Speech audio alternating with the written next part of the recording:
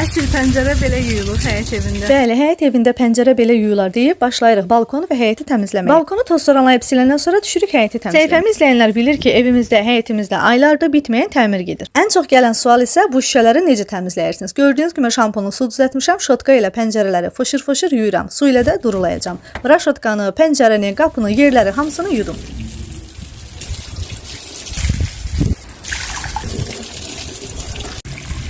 Dedim suyun səsindən biraz feyziyab olun. Nəysə biz həyətdə bir iş görməyə başlayanda külək bizdən qabaq başlayır. Həyəti sulayırıq, toz yatsın, başlayırıq ağacları, gülləri budamağa. Bu həmişə yaşıl olan ağaclarda nəsibə demişkən qız idi, oğlan etdik. Nəysə bütün ağacları, gülləri budayandan sonra sizə həyətin son vəziyyətini göstərirəm. Qaldı həyəti süpürmək, amma öncə yorğunluq çayımızı içməliyik. Gedirəm evdən çay gətirməyə, burada yıxılmağımı göstərirəm, siz də görürsünüz. Təmizlikdən sonra içilən çayın ayrı dadı, ləzzət var və çayımızı içib başlayırıq həyəti süpürməyə.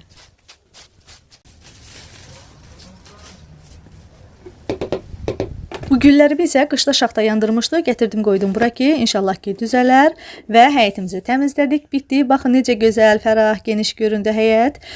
İnşallah ki həyətimizin, evimizin təmiri bitsin, hamısını yenidən paylaşacağam.